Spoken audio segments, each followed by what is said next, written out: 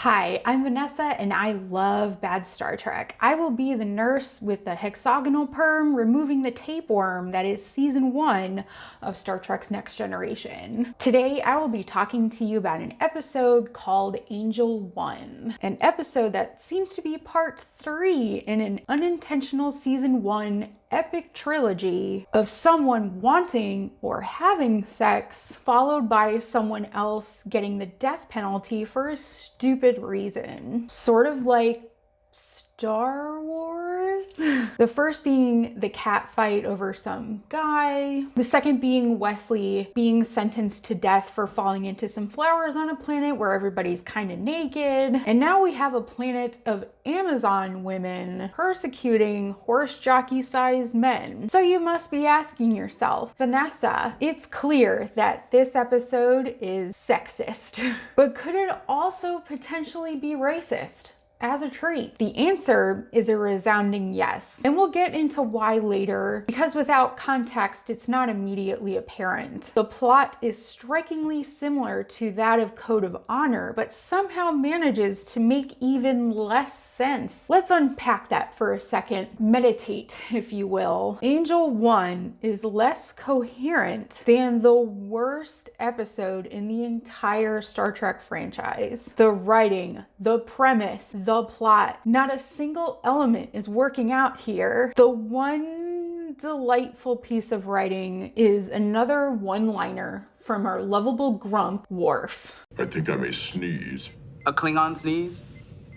Only kind I know. And the rest is crap on crap pizza. From the very first line in the entire episode, which was a captain's log entry, I had some serious questions. The Enterprise had come across a Federation frigate called the Odin that was, in Picard's own words, 7 years overdue after an asteroid collision. And they discovered that some of the escape pods were missing. So they're going to go look for survivors. Where the fuck were they 7 years ago? If someone's missing a package, they're probably not going to wait 7 years to ask where the hell their Guy Fieri Funko Pop doll is. I'd be on the phone the next day tracking that little guy down. What cracks me up is when Picard goes, "There's no life signs aboard." Oh, you think so? A ship hit with an asteroid might not have life on it 7 years later? Thank God Dixon Hill is on the case. The closest planet, Angel 1, is 5 months away at Warp 1, meaning that for 5 months, these theoretical survivors would have been drinking their own pee, taking shallow breaths in the encroaching cold of space, praying for rescue while someone's just sitting at a starbase, seeing a blip no longer blip on a screen and not giving a single shit about the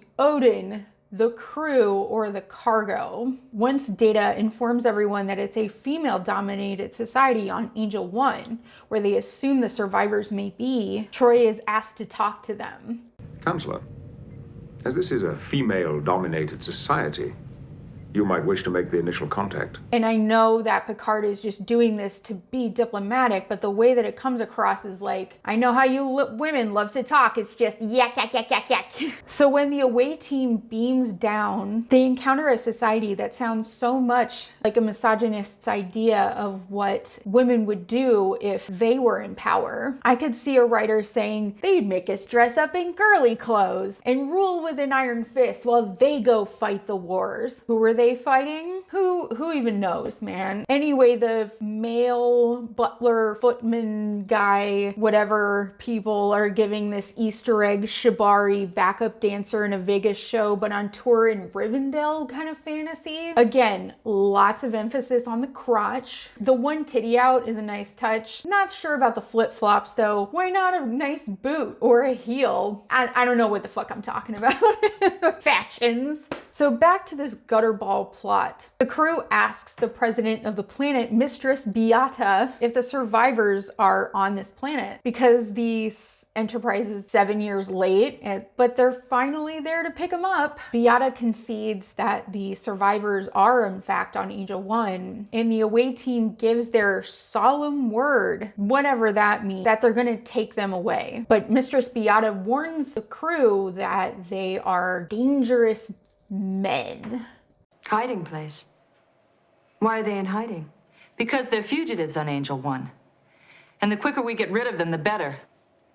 Started making unreasonable demands. So far, it's rather straightforward. They're on a rescue mission on a backward planet type deal. But it gets muddled when there's also this emphasis on a diplomatic relationship with Angel 1, even though the Federation hasn't made contact with Angel 1 in 62 years. So what is even this diplomacy part? It's easy as 1, 2, 3. 1, get up into the guiche. On Kabatras, I had to wear furs to meet with the Leadership Council.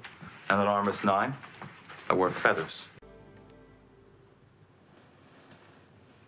2, take advantage of the gender disparity and send the women out on the rescue mission while you diplomat. Riker to Lieutenant Yar. In the interest of diplomatic relations, I'll remain here with Mistress Beata while you conduct our search.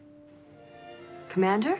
You have your instructions. 3, give a lamp as a gift, which Mistress Beata repays with sex. Compliments of the USS Enterprise.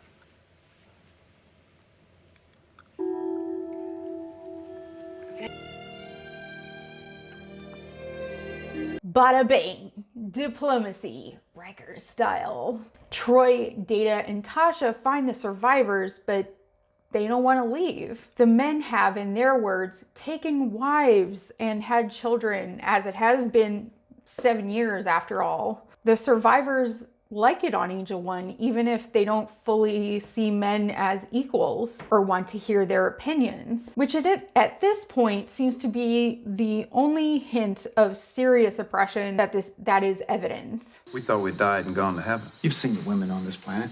They're tall and strong and very lovely. But after the newness wore off, we started to see how the men were treated. There's no votes, there's no opinions. So at this point, you're probably wondering, why exactly is this racist? Because this matriarchal society is meant to be a direct metaphor for the apartheid in South Africa. Men's opinions not being valued is supposed to remind you of 50 years of codified white supremacy, where the majority of the Black people were violently ruled by a white minority. They outlawed interracial marriage and displaced millions from their homes. Black people and white people lived entirely separate realities, kind of like here. That's the racist part. To equate a gender power reversal where men instead of women are thought of as the fairer sex with law-bound institutional racism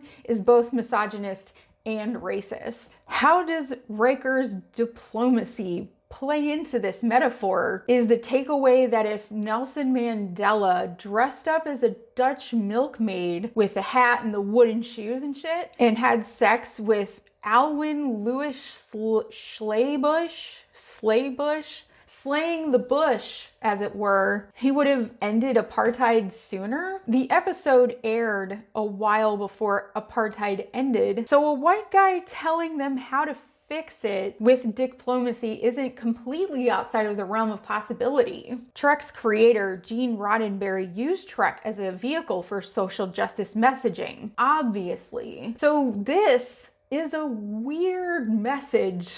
When the survivors refuse to leave, Tasha, Troy, and Data beam back to Amazon HQ to tell Beata that because of the Prime Directive, that forcing this guy to leave or forcing the survivors to leave is not an option. And in response to the crew breaking their solemn word, Mistress Beata condemns the survivors of the Odin to die.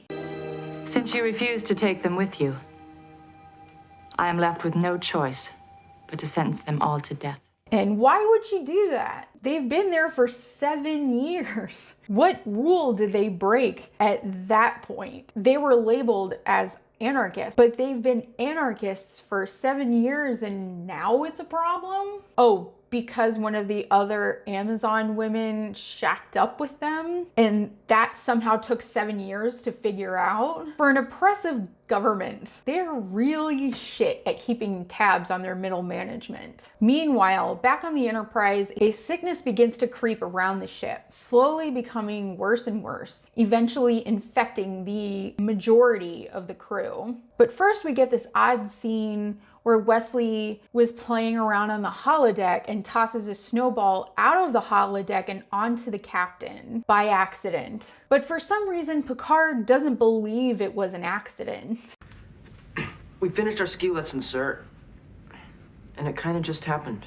On the Enterprise, Mr. Crusher, nothing just happens. It's all a conspiracy, man. How a snowball can get out of the holodeck, never mind both on Worf and the captain at the same time, is a mystery that never gets solved. The sickness presents itself as a cold type thing. And on top of this sickness, the Enterprise is meant to pick up these survivors and rendezvous near the neutral zone to keep some Romulans in line. So there's just too much shit going on in this episode. The only way that this episode could honestly improve is if they just left it a silent movie and just played yakety sax. You'd still sort of know what's going on, and you wouldn't have to listen to Picard have a tantrum.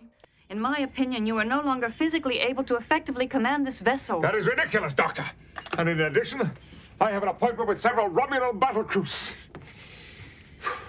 You have an appointment in your cabin, Captain, with your bed. The main thing the sickness does is block the away team's ability to beam back to the Enterprise, but a side effect, get it, side effect, whatever. Anyway, Geordi LaForge gets to sit in the captain's chair for a bit, and that's pretty neat. He's calm, capable, and confident. Unfortunately, the plot only gets dumber from here, because Mistress Beata's like, well, I'll commute the sentence if the survivors agree to leave Angel 1, which was, I guess, the initial arrangement to begin with. Why would she think it worked this time? I don't know. And the lead Odin survivor is like, no, this is my home. And since they couldn't beam them out anyway, the away team is stuck on Angel 1, watching this head survivor guy get the death penalty, which is carried out in like this spray tan booth you stand in, but it only goes up to your butt, and the head butler guy,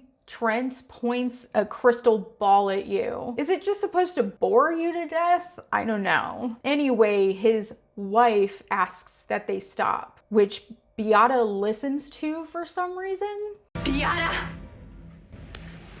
Stop. Riker then warns Beata that if they execute this guy, they'll make a martyr out of him. Death has been known to stop revolutions. But I suspect it's not a revolution that Angel 1 is hoping to stop.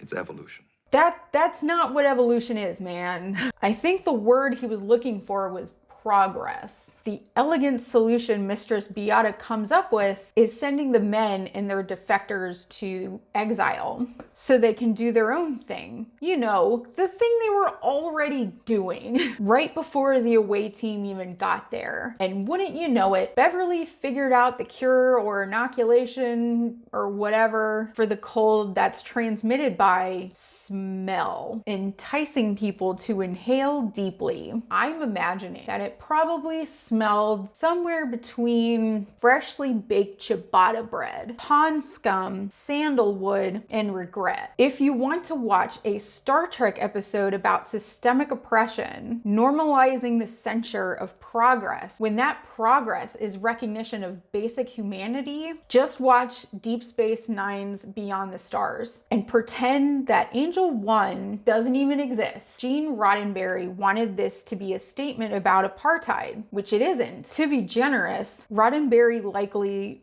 misunderstood what apartheid really was. We never fully got an answer as to whether the residents of Angel 1 were humans, humanoids, or what. But why their gender binary would essentially be like Earth's, just the reverse of the typical patriarchy. The culture of Angel 1, the survivors' brush with death, the sickness, the Romulan thing are never really explored.